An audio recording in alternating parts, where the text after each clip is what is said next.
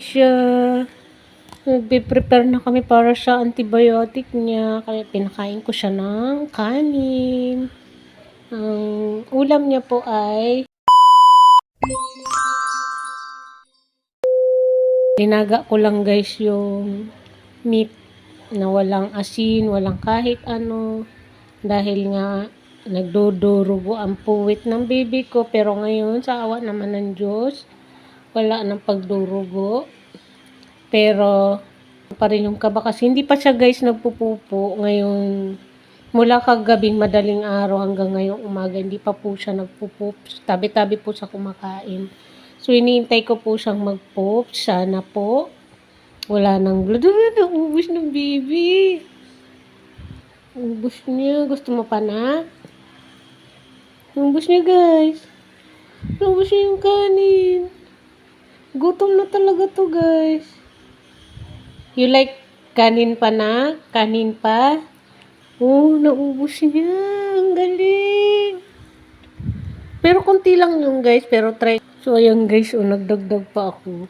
Kahit di niya yan maubos guys. At least, marami-rami siyang kunain. Kasi, mag-antibiotic yan guys. Struggle sa kanya yung antibiotic niya. Oh, thank you Lord. Magaling na ang Masya ko. Thank you po Papa God. Pinagaling mo po ang Masya. Mga dog lover po dyan, payo ko lang sa inyo. Tip ko sa inyo is, hindi ako perfect na per mom nitong Junakis ko. Kaya sa nagkasakit dahil may kakapabayaan din ako guys kasi hinahayaan ko lang yung pagkain niya maiwan dyan. Hindi dapat tayo maging kampante kasi hindi natin inaasahan na may bubuwit na pala tayo dito sa loob ng bahay. So, ayan. Uy, very good. Naubos na ng baby. So, yun guys. Maubos man sa hindi ng mga Junakis natin yung pagkain nila, wag natin hayaan na iwan dyan kasi alam mo na, yung mga bubuwit. So, siguro naihinimi siya lahat, nailabas niya lahat ng nasa loob ng katawan niya. Kasi, pinainom ko siya guys ang tubig niya guys is pure tawa-tawa. Yun, oh. Ayan. Kahit nagagamot siya, at least ang tubig niya guys, tawa-tawa.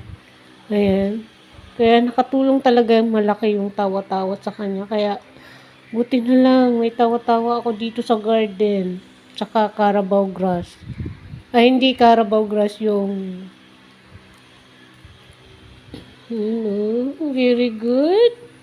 Very good, baby. Ayan lang ang tira niya, guys. Sa pangalawa niyang bigay ko ng rice na may konting meat at patatas. Binoil ko lang, guys, yung patatas saka yung meat niya.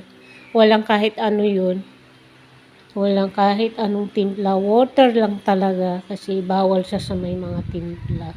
Kasi to, matakaw kasi napapansin ko guys, magaling na siya kasi nakaabang na siya kay kuya niya. Diyan kumakain yung amo ko. Oh. Kaabang siya. Kanina pa siya nag-aabang. So, tignan natin kung anong oras.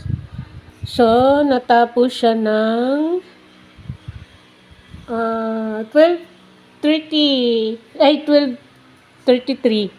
So, 12:33. 12:33. 34, 35, 36, 37, 38, 39, 1, 2, 3, 4. So, 1:05 siya guys, iinom.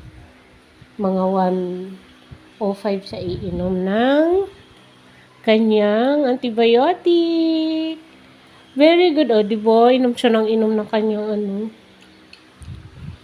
Yan. Very good, baby. Good job.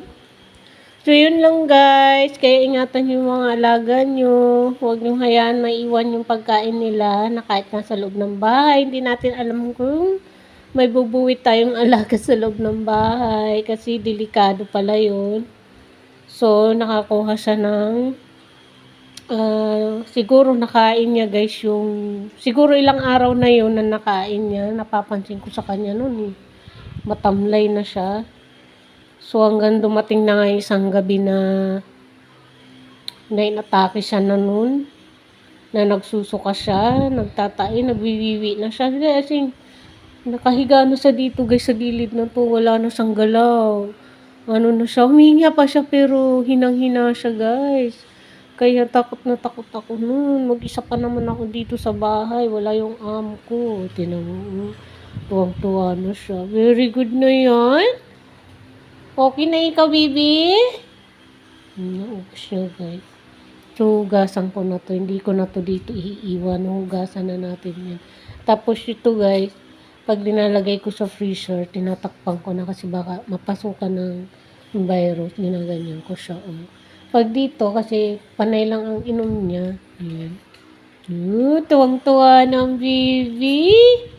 Ang galing. Thank you, Lord. So, yan lang guys. Maraming salamat and bye-bye. Babalik po kami ng 1 o'clock para sa antibiotic ng batuta. Bye!